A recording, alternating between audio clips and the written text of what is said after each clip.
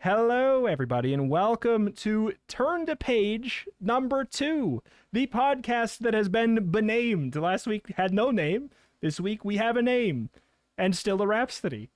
Hi, Rhapsody. How you I've doing? been on a podcast with no name, and now it has a name. Thanks, Jack. Yeah, thank you, Jack, for the name. You wonderful, wonderful. I was gonna say creature. That feels.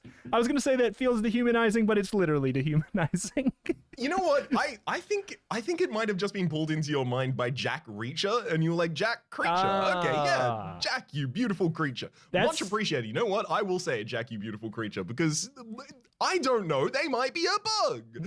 Bug might have gotten on the controller and typed out that comment. Is all I'm saying. Absolutely. It could be. We're in Goosebumpsville. I mean, I see a demon clock. Anything is possible. But you know, last week we didn't have a name. Last week we also weren't on streaming services, but we are now. We are now as well. That's right. We're on Apple, Stitcher, wherever good podcasts rather aren't sold but given away, and you know, all of the rest of the associated sites. If you can't find it, you'll be able to find it on a different site that is very, very, very similar. I guarantee it. I would assume so. Thank you, Rito, for having set that up. Yeah. Does anybody sell a podcast? Isn't that? I mean, is that a? I guess that's a class. So honestly, that kind of does happen a lot at the moment, but it usually happens through Patreon. And so people will have like a successful free podcast and then subscribe to the Patreon and you'll get this podcast as well. It's true. But like, I don't know. I guess that is a lecture. That's what schooling is a bunch of paid. It's just a bunch of paid podcasts with visual elements. But hey, I do like the idea of just going to university and everyone is just podcasting the entire time. I thought just you were gonna never say... in the actual room with the university teachers at all. In fact, both of you are in rooms. They go into a single broom closet. And you all go into a lecture theater to actually hear what they're saying. I like the concept. I thought you were going to go a different angle and be like, all right, so today we're going to be learning about mitosis. But before we get into that, I want to say that this class has been brought to you by MeUndies. There's something along that angle. But hey, you know what I'd like to bring you? The book we're reading. It's called Tock, You're Dead this week. We didn't even I mean, it's Goosebumps. Goosebumps, choose your own adventure, but not that. That's illegal to say, I think. I think that's how copyright works. If you say it, it's illegal. Reader beware, you choose the scare, give yourself goosebumps. Tock, You're Dead. Number 2 is what we're going to be reading here today. And in fact, on the turn to page number 2, we have a warning from the book itself. Beware, do not read this book from beginning to end. Your little brother Denny runs off by himself in a huge museum of natural history building. You try to find him, but instead you're discovered by the laboratory of the strange Dr. Peebles. The scientists volunteer you to test his new time machine. Wow, you think I'm going to be the first time traveling kid ever, then Denny runs right into the machine and vanishes. Well, your brother's not lost in the museum anymore.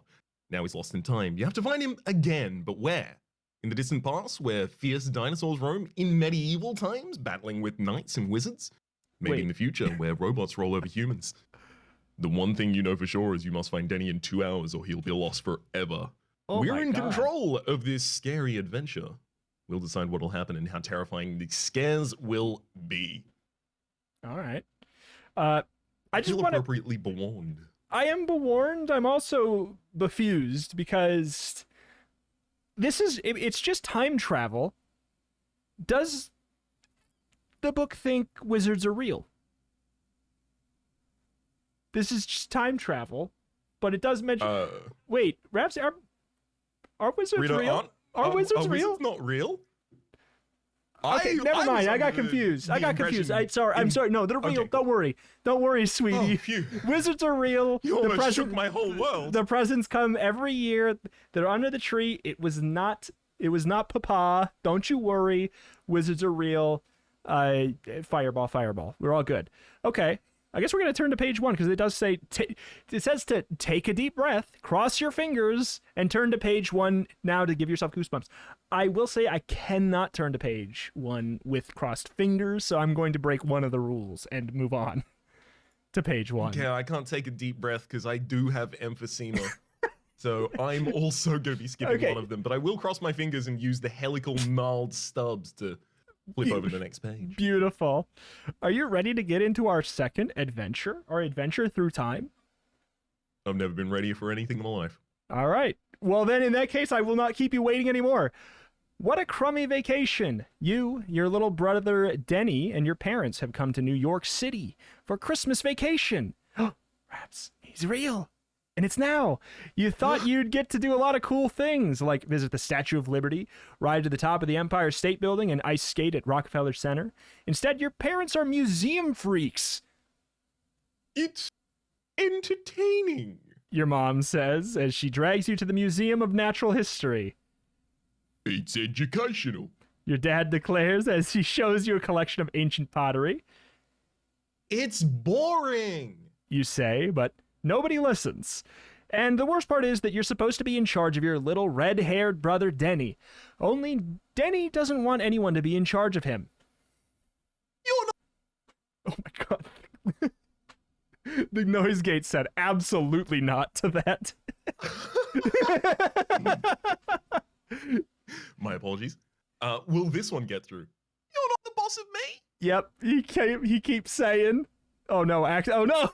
You follow your parents to the Museum of Natural History. At first, it's kind of interesting. You really like the dinosaurs. Wait until you see what's in this room, your mom cries. Turn to page 2. You rush to the next room expecting something exciting, but your mom is standing in front of a sundial. Wonderful. An exhibit on time. Great, you think. A whole room of clocks. Boring. Then Denny gives you a karate kick in the back of the leg. Oh, stop it. You're not the boss of me, he says smugly. Yes, I am. You reply, punching him in the arm. He whines and complains to your parents. You can't win. I'm thirsty, Denny says now. You can see he's eaten almost half a bag of gummy bears in less than a minute. Can you find a drinking fountain for Denny, dear?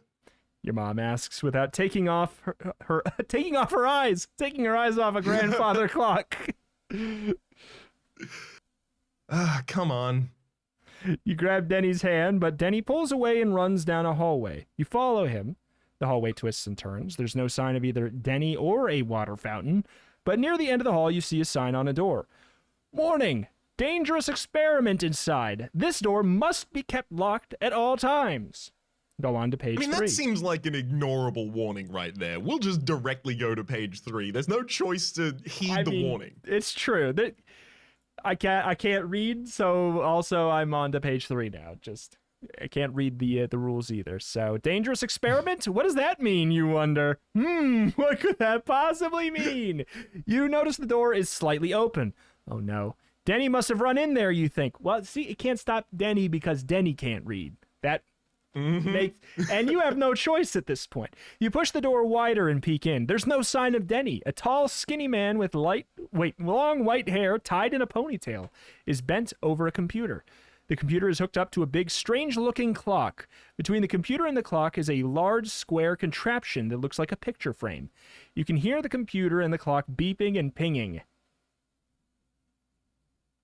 You got here? It's about time you got here, the tall man says, straightening up. I'm Dr. Peebles. You must be the volunteer. Dr. Peebles? Actually? You start to say. I'm just looking for... There's no time to waste. Dr. Peebles interrupts. I'm ready to start the experiment. Come on over. Well, Here. He says. He places a chain around your neck. On the end of the chain is something that looks like a stopwatch. A very, very odd stopwatch with a complicated-looking dial and 4 big knobs. Are you ready? Dr. Peebles asks. Dr. Peebles, though? Peebles, though? I do like that he's like... You're right. He shouldn't have gotten a PhD with that kind of last name. I think you need to go into professional clowning. I think so, too. I do like that his voice is if a goblin became Professor Oak. Turn to page 4. Ready for what? You ask. Why, to time travel, of course. You'll be the first human in history to use my traveling chronometer. Chronometer? You echo. What's that? He points to the stopwatch around your neck. I don't have time. You start to say, but he interrupts again. Of course you have time. Dr. Peebles goes on. It doesn't matter how long you remain in the past or the future. When you return to the present, it will be the same moment that you left. It'll be as if you weren't gone at all. How does that work? You ask, pointing to the stopwatch. It's easy. Press the button on the left side to travel to the past. Press the button on the right side for the future. To return to the present, press the top button and the bottom button at the same time. Cool, you think. What if this guy's invention really works? Traveling in time would be awesome. There's no time to waste. I'm ready to begin the experiment now. Hurry to page 5. I mean, we're running out of time, apparently. Quick, Ram, stop talking! You think for a moment Dr. Peebles obviously believes you're someone else, but a trip through time sounds like a lot of fun. More fun than staring at a crummy... Wait, what? More fun than staring at crummy old bowls all day? Okay, and since you'll return at the exact same time you left, you'll still be able to find Denny and return to your parents before they know anything is wrong. On the other hand, Denny can get into a lot of trouble very fast, and your parents will blame you if anything happens. Make a decision now. Do you want to travel in time, or should you look for your brother first? Okay. The two options here are, well, as on one hand, time doesn't matter. On the other hand, I'm running out of time. I mean, hey, that's I feel that all too real. If you choose to volunteer for Dr. Peebles' experiment, turn to page 71. If you think it's better to stay and look for Denny, turn to page 62. Is it just stupid to say that there's no way he's not in a different time period?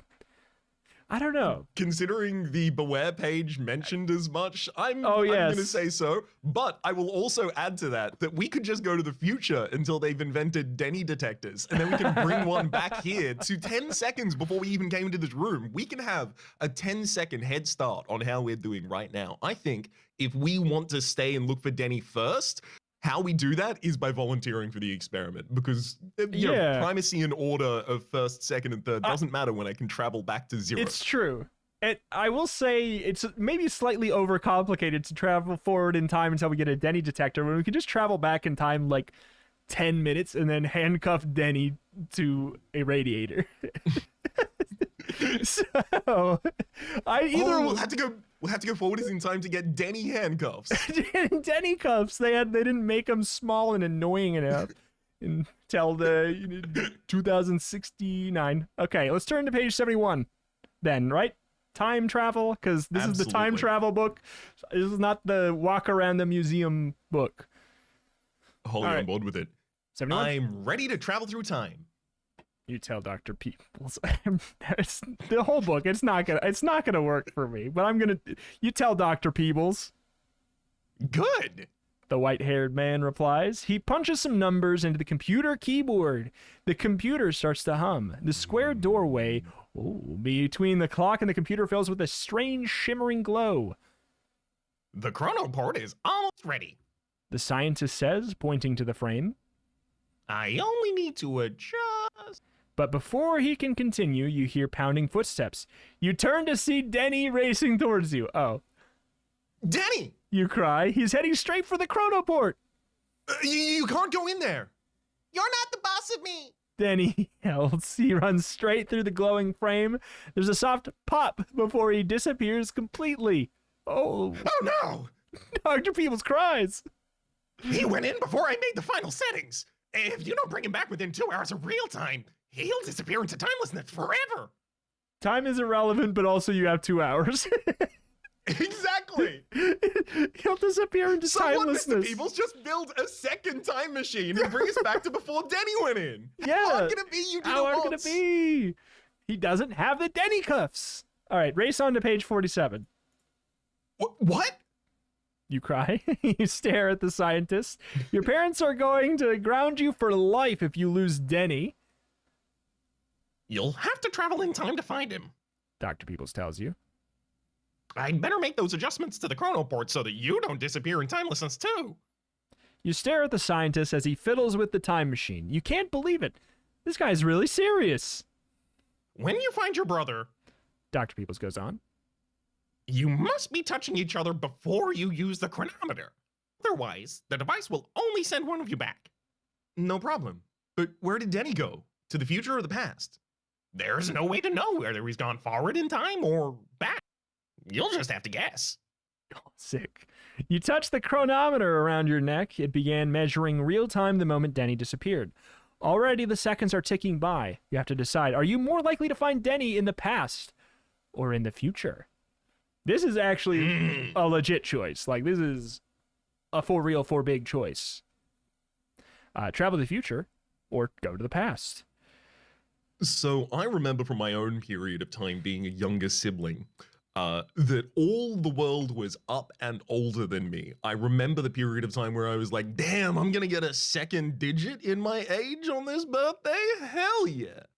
And, you know, afterwards, of course, immediately it's like, that doesn't mean anything. Actually, it's only really worth anything if you have teen at the end of your age. And then I had to wait until 13 for that as well. What I'm saying is, I think kids look towards the future more than the past. Yes, that is true. And thus I will click it. I do want to see magic, but I feel like we'll get there. This we seem to have a robotic trend. Let's go to page 44.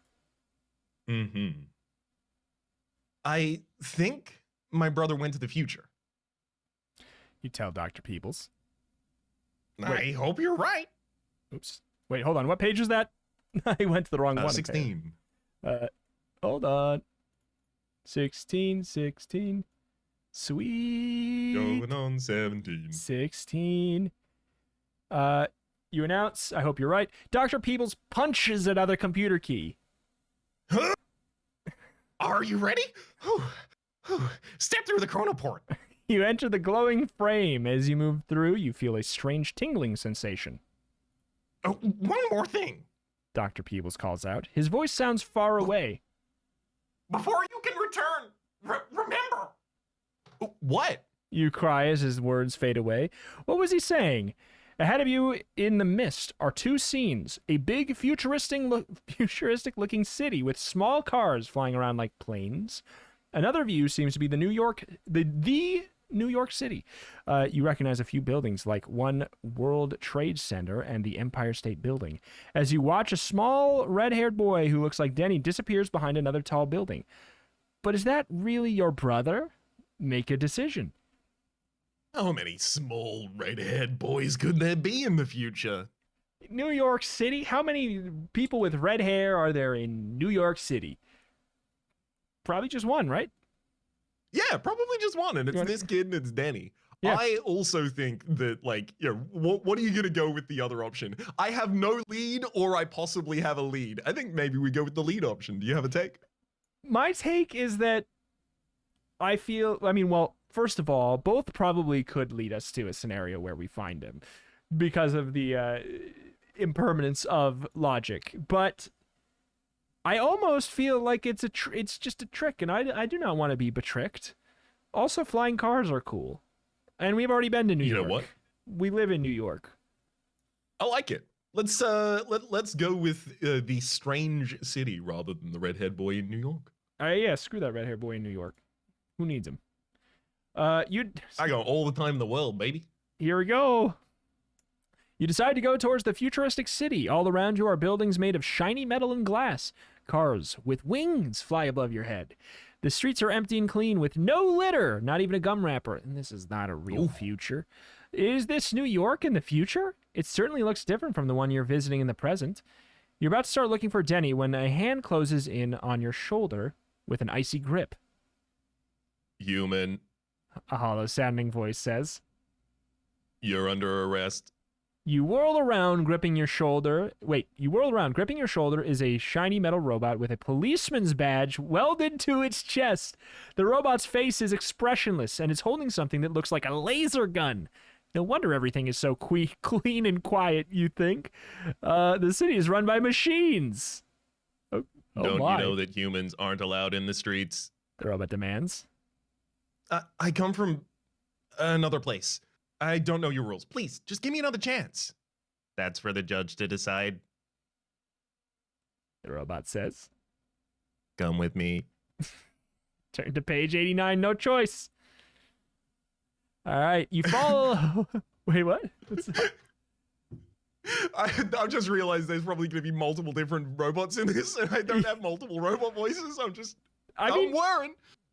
It's all one central server and intelligence that is actually being divided amongst all of these. I like the Korvax in No Man's Sky, right? It's just one convergent entity. So they all have the same voice.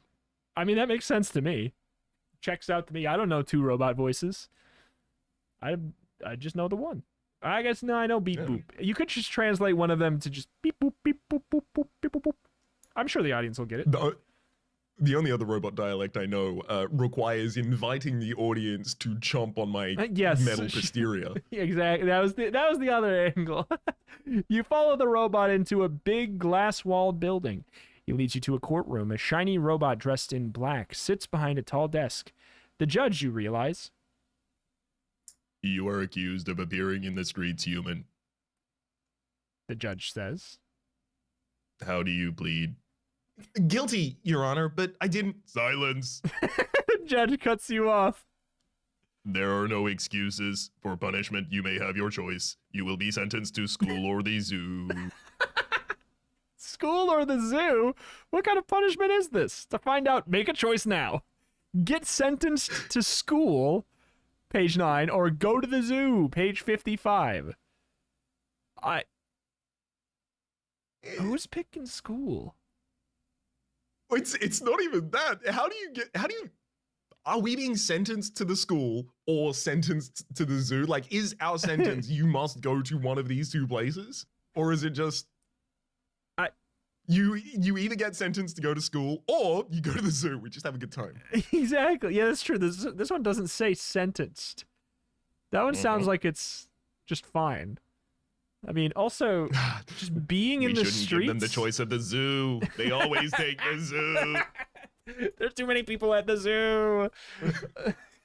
I actually think that might be true. It's entirely possible that we're the exhibit in the zoo, which I actually really want to get into. Oh, big time. Let's go to page 55. Yeah. Schools for stinkers. I ain't doing no books. I'm not going to school. I'm reading books. I'm reading books on the internet, Mom. You love the zoo. What a weird punishment, you think, as the police robot takes you away in a flying car. I mean, hey, at least it validates our thought there. It's like, what a weird punishment. Soon you zoom through the zoo gates. Giraffes, elephants, tigers, and antelopes roam around the grounds. Instead of bars, a shimmering transparent force field separates the animals from the viewers. You will remain here. The robot announces, stopping in front of an exhibit that looks like a living room with a couch, chairs, and a TV. The robot yanks the chronometer off your neck. Simpsons. Give that back! You shout, but the robot ignores you. It aims its laser gun at the force field around the exhibit. The field dissolves, and the robot pushes you into the exhibit. Wait a minute. You can't leave me here. I'm sure you will be comfortable. The robot tells you. It zaps its gun again, and the force field goes back up. No! You cry, trying to push through the force field. Then a group of robots approaches. 2 little ones point and make strange coughing noises. What are they pointing at? Find out on page 102. The rest of the people in the exhibit behind us are doing a couch gag. Yes. Oh. In fact, look at this one, says a little robot. It gazes at a sign in front of the force field. It's the couch potato exhibit. The small robot goes on. It begins making strange noises again. It's not polite to laugh at the humans. One of the bigger robots says. But, Mommy. I'm going to pretend that didn't come through the noise gate. Could you say that one again? But, Mummy. Sorry, it's just not coming through. But, Mummy. Replies the little one. It's so funny looking here, human. It adds, it shoves something through the force field. You lean down to pick up a candy bar. Look, says the little one. it picked up the candy. It's eating it. The small robot pushes another candy bar through the force field. Sorry. With a sinking feeling, you realize that you're stuck here for good. But cheer up. At least when the little robots visit, you'll get to eat plenty of candy. The end! We died. We lost. I love the idea. First candy bar comes through. I'm still gonna get out of this. I'm still gonna find Denny. I'm still gonna go home. Second candy bar goes through. I am resigned to this life. Yep. This is where I belong. Yeah. It's just fine. Well, eat candy till we die. All right, that's a quick loss. Nice, good, quick, clean L. Page 89 is where we made the divergence to go to the zoo. Do we want to? quick L's a good L. Yeah, quick L's a good L. Do we want to get sentenced to school, or do we want to go back further? I think probably just try school, right? Yeah, I think we can go sentence to school. And if sentence to school gives us a dead end, maybe we jump back and go in the past instead, even theoretically. Yeah, we'll see. All right, page I choose school. 9. You tell the judge. The robot policeman drags you off to another room in the same building. You're surprised to see that it's a regular classroom with wooden desks, a blackboard, and a computer center. There's also a metal box the size of a closet standing in front of the room. The desks are filled with human students about your age. We will continue the quiz now. The teacher says in a hollow voice. Anita, what is the capital of Ulaanbaatar? A girl stands nervously. I don't know. She stammers. Then you must enter the framelizer. The teacher says. The girl bites her fingernails as she goes in front of the room. She climbs into the metal box, and the teacher slams the door shut and presses a button. The box hums. Then it glows bright green. When the door springs open, you gasp out loud. You can't believe. I can't believe how accurate of a representation this is of private schooling, specifically for primary ages. Tell me a person who doesn't remember going to the framelizer at least a couple of times and glowing green. Yeah, you know? Yeah. I don't know. I know I used to muck up and get sent to the framelizer every other week. Yeah. I know a couple of kids I wish got sent to the framelizer a little more often. You know, well, let's turn to page 36. The girl is gone. Classic framelization. Yep. Jackson. The teacher goes on as if nothing has happened. What is 43 million divided by 7.2645389? A tall, pale boy stands up. He doesn't answer for a moment. Then he shakes his head. I obviously don't know. He says. Go to the framelizer. The robot commands. Slowly, Jackson walks to the front of the room. He steps into the box. A moment later, he too is gone. Framelized. You watch in horror as your classmates disappear one by one. In a moment, it'll be your turn. You've got to do something, and do it fast. You could use the chronometer to leave the future, but you haven't found Denny. On the other hand, you've always done well in school. Maybe you'll be able to answer the teacher's question. Answer the question on page 133 or use the chronometer on 68. Rita, do you have a take on this? The logical take would be like figure out what the question is and then go back in time and life is strange it and like just go back like a couple minutes and then answer the question again, but you know the answer. Well, I guess I'm also totally aboard that. I don't know if they'll offer us that option, but I do want to give them the opportunity to. But also, the teacher is not giving the answers. They just say, answer my question. Wrong. Framelize. Framelize, destroy. So, do you want to use the chronometer? 68? I'm so curious what the teacher's question is. Let's do it. No. Let's do the question, because I'm pretty sure it's going to be death. And if it's death, that's okay. Let's go 133. I'm memorizing page 36 is what we're on. Okay. Oh, 133. The teacher turns to you. Stand up. The robot orders. Nervously, you stand. You hold your breath as the teacher starts to speak. This is the moment. Can you answer the question, or will you be framelized? The ancient British wizard Morgrid used a magic spell to travel in time. The spell was made of 3 magical objects. What are they? Morgrid? Oh, Jesus. Morgrid? He was the wizard in the Goosebumps book, A Night in Terror Tower. You remember him. But can you remember to answer the question? If you can't, you'll have to guess. Think carefully, then answer. I didn't read... All right. If I read this, I read it as a child. So, Morgrid the wizard. I think I know. Yes? There's no way it can be 3 white magical stones. That's so obvious. Yeah, the options are... The options are 3 magical white stones or a pin, a pipe, and a potato. So you're saying it's a pin, a pipe, a potato. Yep. 3 things that start with P. It's a classic ingredient for a time travel caper. All right. If we open the chronometer in our hand, we're going to find a pin, a potato, and a pipe in there as well. All right, why don't you start reading page 103 for me then? The 3 objects are a pin, a pipe, and a potato. You tell the robot with false confidence. Wrong. The teacher thunders.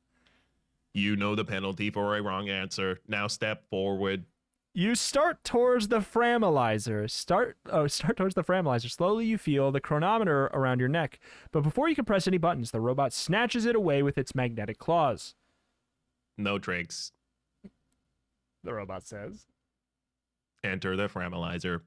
There's no way out now. As you step in, except maybe run. As you step towards the strange metal box, your heart sinks to the bottom of your toes. You're a complete failure. You haven't found Denny, and you couldn't answer the teacher's very suspiciously self-aggrandizing question. Then again, you're about to become the first kid you know to be framelized. The end. Now, Rito, I know I've led us into our death here, but let me just tell you, I'm nostalgic for getting framelized. Like, there's a little part of my soul, like old minted, that just yearns for a good framelization. So I did need to experience this before we jump back to 100%. I'm guessing 28. Page 28. All right, here we go. Page 28. Take us away. The magical objects are 3 white stones. You tell the robot. The robot's face is blank. Correct, it says. But we will see how you do on the next round. You know you're never going to make it through the next round. You quickly grasp the chronometer and press the button on the right to go further into the future. You know that the next question would be, how much money have you spent in your life on Goosebumps products? Do you have the DVD box set of the Goosebumps TV show? Immediately, is it signed? Is it signed? RL signed. Immediately, you feel a tingling sensation. When it stops, you're seated, but not on the hard wooden chair in the classroom. Instead, you're strapped into a comfortable, soft seat. Whooshing sounds surround you. Is this an airplane? You glance out a window. Outside is black, empty space, dotted with brilliant white stars. Up ahead is a big donut-shaped structure with spaceships docked by its doors. You're not in an airplane. You're in a space airplane, a shuttle, and it's traveling towards a space station. 30 seconds of docking. Intercom squawks. To find out what happens next, turn to page 98. The space shuttle finally docks at a huge orbiting station. The doors glide open and you walk off the shuttle and enter a corridor. Inside the space station, robots and humans hurry along the walkway. Denny might be here somewhere, but where? A pair of robots wearing security badges stare right at you. All the other humans are wearing bright yellow uniforms, you notice. You'd better find one right away before someone tries to stop you. Just ahead is a door marked supplies. Inside, a pile of freshly laundered uniforms sits on the shelf. Wow, nice. Problem solution. Problem solution. Put on the uniform, turn to page 24. Boink. Before we do that, I just very quickly want to say, we traveled to, as far as I'm aware, a random time in a random direction and went, oh, Denny's probably here. And then we did it again and went, Denny might be here somewhere. You know what? This is a needle in a haystack kind of situation. This is like guessing any number that is not an integer, right? It's like, oh, 2.1876543, like, all the way through until the end of the line. And just assuming you will hit the exact same one as someone else. Actually, Raps, they call it the Monfinity Hall problem. If you just keep on making a new choice whenever presented with a choice, forever, the next one's good. I mean, that's kind of how the Goosebumps novels work. I mean, as long as you continue reading. Exactly. I mean, pop a uniform on. It's just the Monty Hall problem with a couple more doors than two. All right. Disguised in the uniform, you hurry out of the closet to explore the space station. This place is too cool. Through the windows, you see thousands of stars. Sophisticated-looking computers with colorful lights are scattered all over this place. Razor, you think. The chronometer's steady ticking reminds you that the time is running out. You'd better find Denny quickly and get back to the present. You wander through a door and see a sign pointing to something called... see a sign pointing to something called Teletime. Then two robots approach, and one of them draws a laser. Just ahead is a branch in the corridor, a green sign that points to Hydroponics, and a purple one that points towards Engine Room. Make a choice and start running. Green sign to Hydroponics or purple sign to Engine Room. Teletime. I want to go to Can I just say how dismayed I am that we can't stay here in the Teletime room? I want to stay in Teletime. Well, yeah, I need to investigate this. I can't, yeah. Like, I can't start my day until I've had my Teletime. Don't talk to me until I've had my Teletime. I'm not the same person in the morning. Exactly. Fair. Don't talk to me before I've had my framelization. Please. You don't have to be framelized to work here, but it helps. I want to go to hydroponics. I think that's going to be a much more interesting area than the greasy engine room. Fair. I will say one thing though. Framelization is my cardio.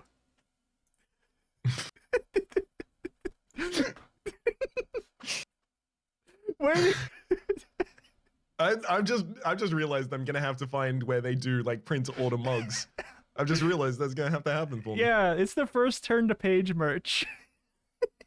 Okay, so I'm sorry I was setting up my sick punchline. You just say green or purple. I've gotten my reward. I'm fine with going. I'm happy with the green personally. All right. I think hydroponics could be more interesting. Sounds good. Well, looking good. You tear down the corridor to the hydroponics area. What a jungle. Thick green leaves and winding vines creep all around the room. Strange-looking plants grow everywhere. You notice they're all potted in a pink solution that is bubbling furiously. You watch the doorway as you look around. The robots may catch up to you at any minute. Denny! You call. Denny! Are you in here? Yes. You wander past odd-shaped leaves. No! Strange smelling flowers and heavy colorful fruits. You've never seen anything quite like them. You wonder if something in outer space caused extraordinary earth plants to mutate into strange new forms. You come across a large sign that reads, that word's probably not important to read out loud, do you think? Danger? Danga? Danger? What could be this dangerous room of plants?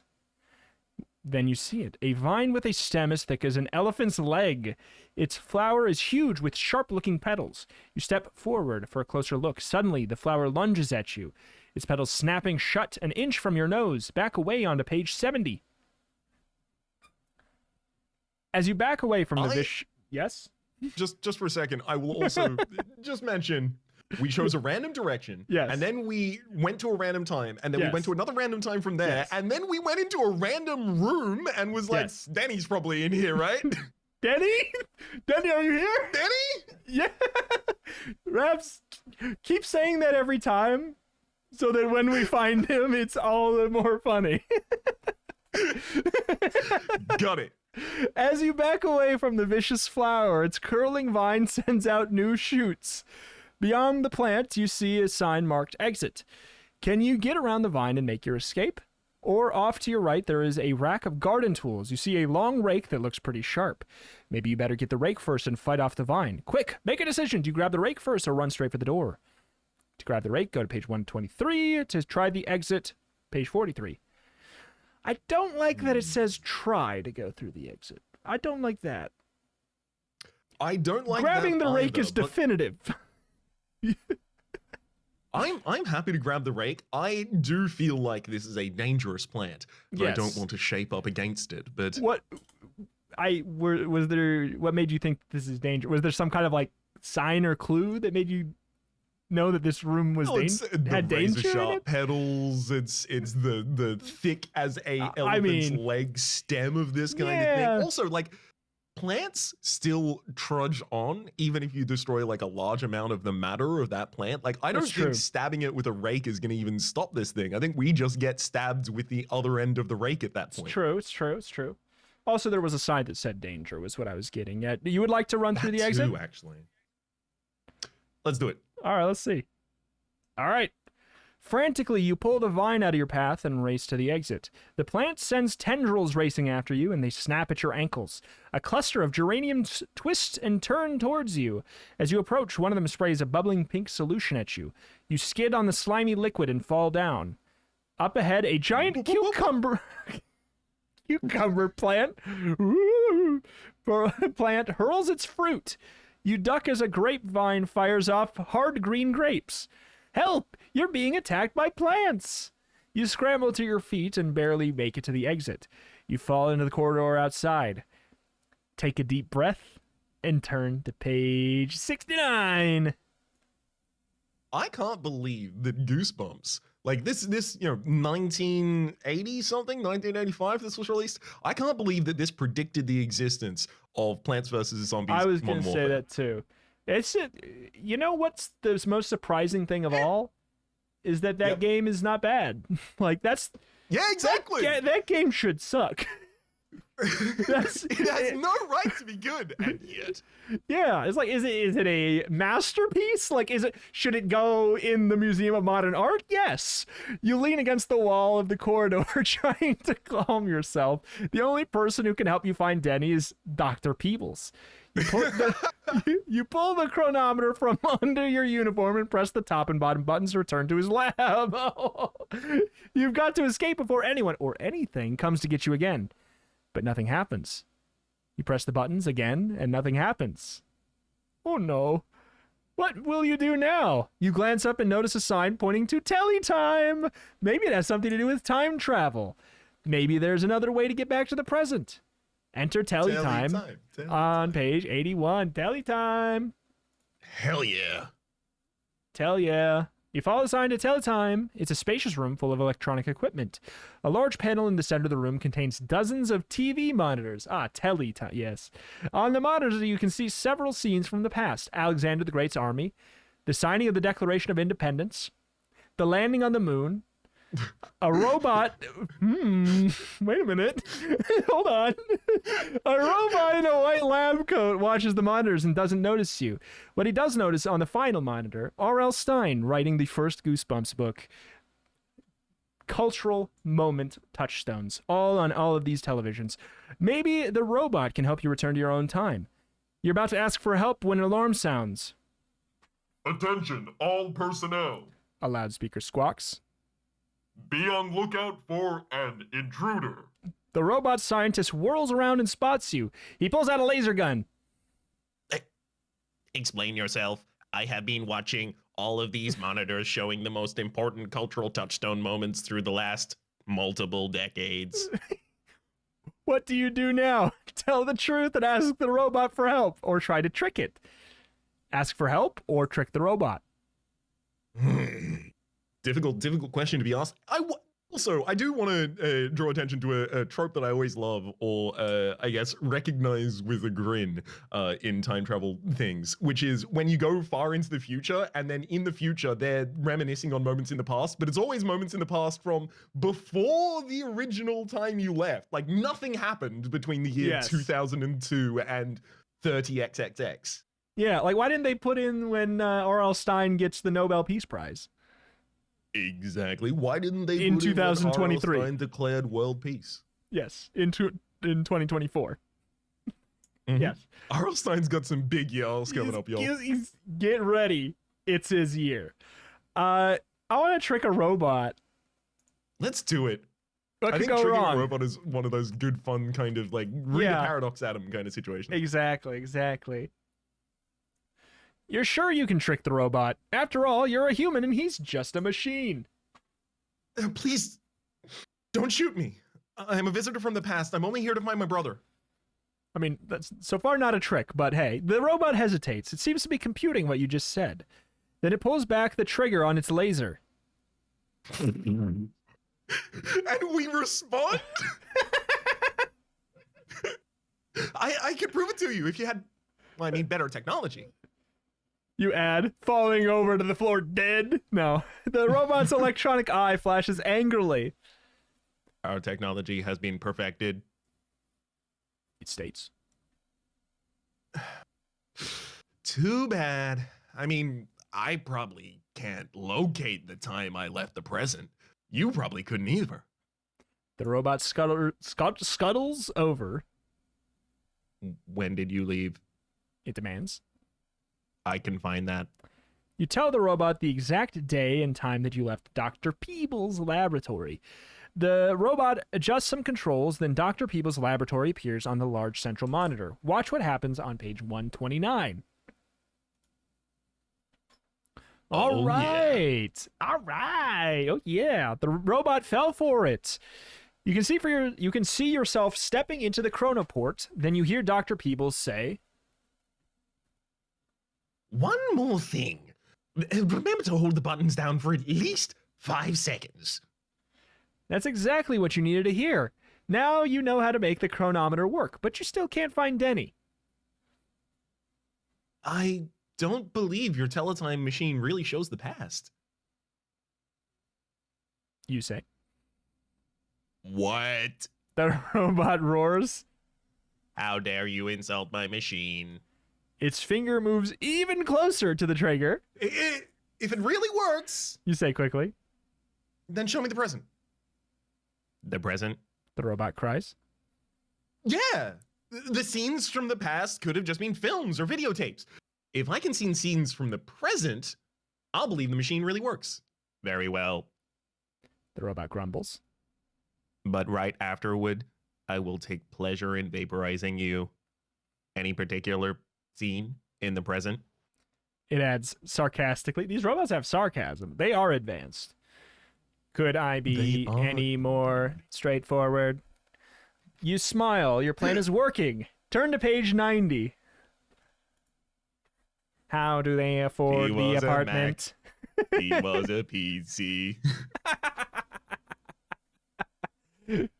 A red-haired boy is visiting this house. Well, A red-haired boy is visiting the space station. you tell the robot. Can your machine find him? Of course. The robot says, twisting some dials. Denny's face ripples across the screen. He's crouched underneath. Wait. He's here. Denny's face ripples across the screen. He's crouched underneath a table that holds a large computer. As you stare at your brother, you realize the table is in this room. It's in this room. You cry. You run towards the table. Denny is still huddled there, too scared to move or speak. Swiftly, you duck past the robot and under the desk. No. The robot cries, coming after you, but you grab your brother's hand, then press the top and bottom buttons on the chronometer. As Dr. Peebles instructed, you hold them back down for 5 seconds. Travel to page 75. Oh my god. An instant later, you find yourself back in the laboratory at the Museum of Natural History. Welcome back. Dr. Peebles looks relieved to see both you and Denny. How was your trip? Exciting. You say. Boring. Denny whines. He punches you. I'm hungry. You gaze at your brother with exasperation. You know that if it weren't for you, he would have disappeared forever. You think of everything you had to go through to save him, And for just a moment, you wonder if it was such a good idea. The end. Ooh, that sounds like a bad ending right there, That's doesn't a bad ending. That's a bad ending. Yeah, that's a great. We win, but I am also. I hear the tone in the voice, and I'm also curious. Where exactly are we going? I mean, first of all, let's take a moment. This is just congratulations, pat on the back. Good job, us. Good job, us. Very good, very good. Now let's ruin it. Where do you want to go? Mm-hmm. Send them right back into the future, I think. We could do that, or we could actually just jump back to the point at which we chose not to go to the past. But that's going to be like an entirely different line. I think there might be like a real culmination to the future story that isn't this. We can save that for when we run out of Goosebumps books and we start doing the next season of Return to Page, and we'll go and we'll go back and we'll do the polar opposite paths. So okay. I tried to control F future, but that's probably not going to work. Do you want to pause until we figure out what page we're on? Sure. Okay. We are back at page 24, which was deciding between going to the green room, the hydroponics room, or the purple room, the engine room. That's back enough to get a new slice. Should we? Mm-hmm. And we'll try and forget the fact that we know for a fact that Denny is in not just the hydroponics room, but the room off to the left that has like a table in it and he's hiding under it. We know exactly where he is. That's where Denny what about is. This engine room, though. What about the engine room, though? I would eat my hat if we found Denny in a different way. That wouldn't make any sense. All right, page 74. Not at all. You follow the purple sign and rush into the engine room area. It's crammed with machinery and monitor screens. At the center is a control panel with banks of blinking lights.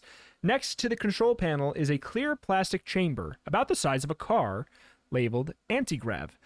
Inside the chamber is a small figure that's floating and turning in midair. It's Denny. You yank over the door. Denny! You call. We've got to get back to the present right now. I don't want to. He whines. You step into the chamber, but your feet don't touch the floor. It's a feet touch. Actually, don't give people that lingo. I don't want that to be an easier to access term. Actually, there's no gravity here. You're weightless. You get a funny feeling in your stomach as you start to float around. You grab for your brother, but he easily twists away. You find yourself upside down. If you weren't so worried about returning to your own time, this would be pretty fun. Come on, Denny. You beg. You're not the boss of me. He sneers at you. You grab for him again and miss.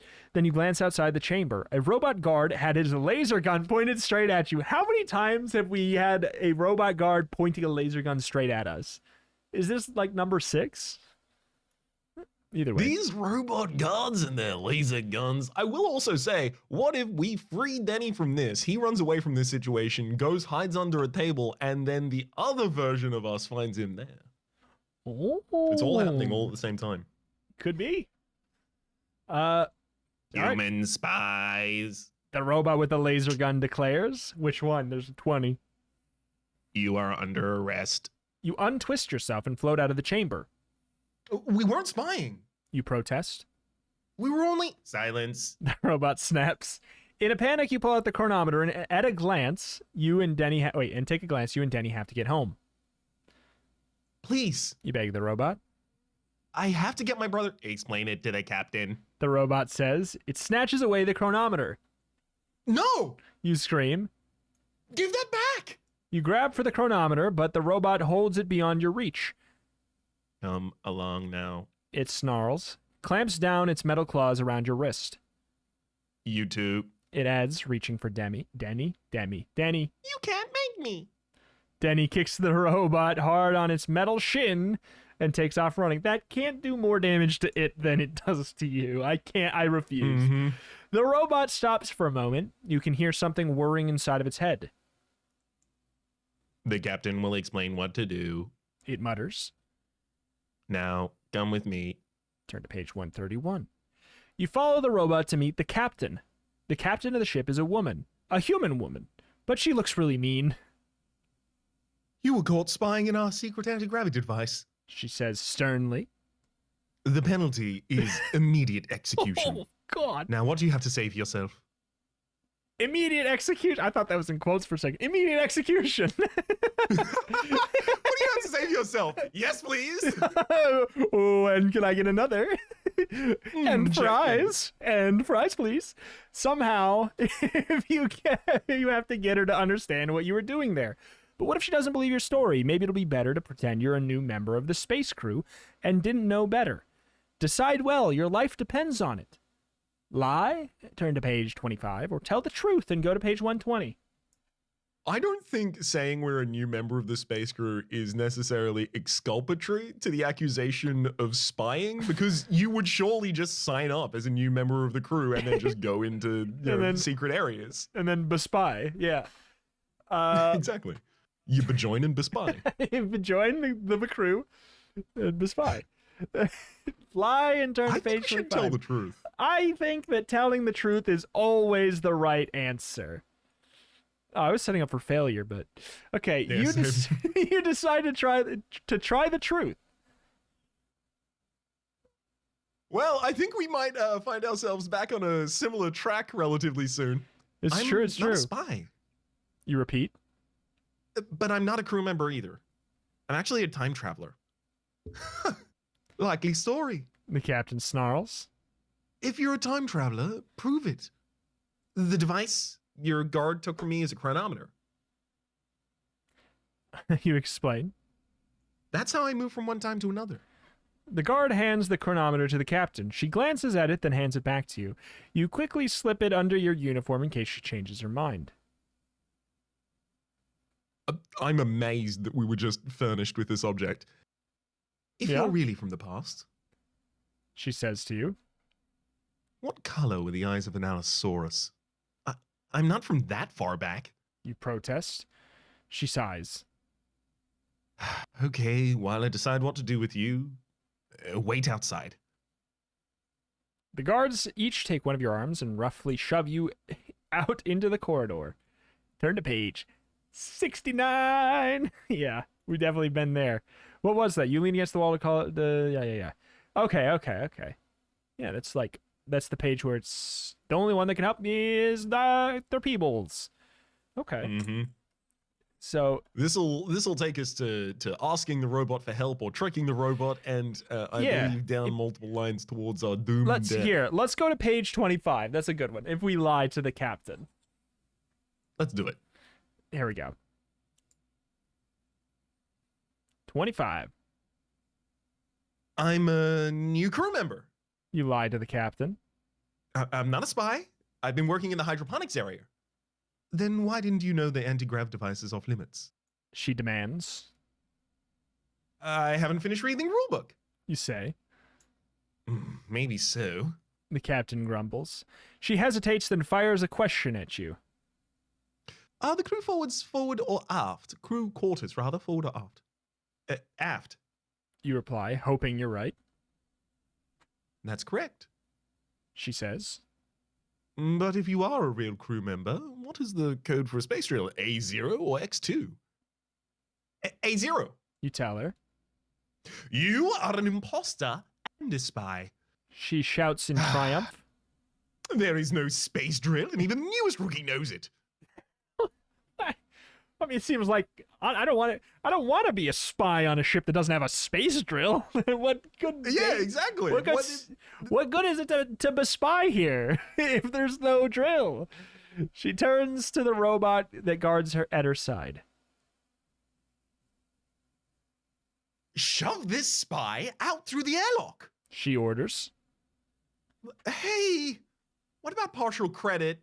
You yell, but it's no good. As you step out of the airlock, your whole body explodes! Very messy, very scary, very much the end. Holy God! What? Goosebumps? That is, I think, the goriest I have ever seen Goosebumps get. You explode. You explode. Very messy, very scary, very much the end.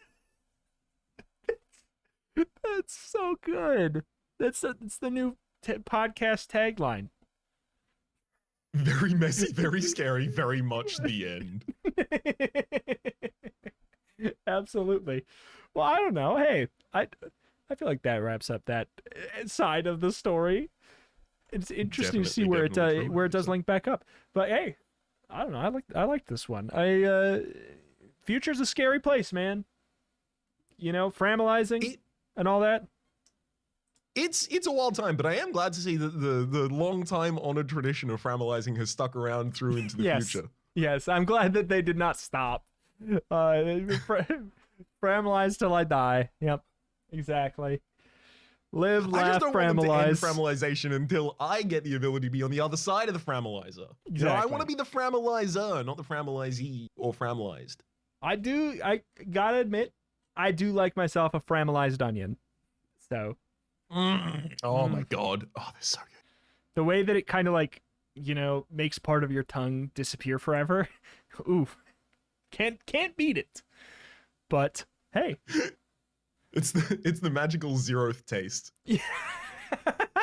yes, it's like Hey, yeah. Oh, Speaking of I what? was going to cut you off for an end thing of, hey, speaking of turning to page the end, here at the end, I would also like to mention the turn to page cast at gmail.com, the address by which you can send us Yes. inquiries, comments, feedback, etc. on Yeah. the series. Or if like we're intending, it's worth noting we're intending to read through them like 1, 2, 3, 4, like in order of the specifically the Give Yourself Goosebumps series. So if you want to read ahead and you have comments or something for us to like read afterwards or something, maybe that's something we could do. I don't know. Just if anybody even reads the books, there is that email over there. Turn to pagecast at gmail.com, wherever you happen to be listening. And while you happen to be listening there, please consider doing a follow and a review if it is one of the ones that has that, because in order to show up in search results, it needs to reach like a minimum requirement in order to do that. So if you are listening to it on any of those sources, or if you just want to help out, following or rating over there would be wonderful, especially right now. Well, we are only the number 2 best podcast in the world. Want to be number 1? Oh. Got to be number 1. I was gonna ask what number 1 is, but now I feel like I'm gonna have to form an internal rivalry with them in order to be able to bolster my efforts to take them down. Raps, I'm not going to mention the number 1. They don't need any more help. We're trying to beat them. I don't want to can't give them any more free I can't give them free publicity. They're already the number 1 podcast. That one, and we're number 2. You know, I don't. Absolutely. I do like that the number 2 podcast is not searchable, so it's like write-in candidate effectively number 2 podcast. I mean, it's just got that mass appeal. It's just that good. But alas, all good things must come to an end. Very messy, very scary, very much. You know. But I had a good time. I'm very much looking forward. Had a good time as well. I'm very messy, very scary, very much looking to the next one. Which let's see, what is the next book? Give Yourself Goosebumps 3 seems to be. Oh, this is very on the nose. Oh. Trapped in Batwing Hall. I thought it was Trapped in Batwing Hell. I was like, wow. It's just like, what does that even mean? Trapped in a Meatloaf album cover. Yeah. What is this? What does that mean? Trapped in Batwing Hall. I guess we'll have to figure it out. I guess we could read the summary. Roundabout next time when we turn to page number 3. It's true. So stay tuned, stay subscribed, and stay scary. And also rate 5 stars. So thank you everybody for listening. We'll be back next week with another book to spook you. So bye-bye. Catch you all then.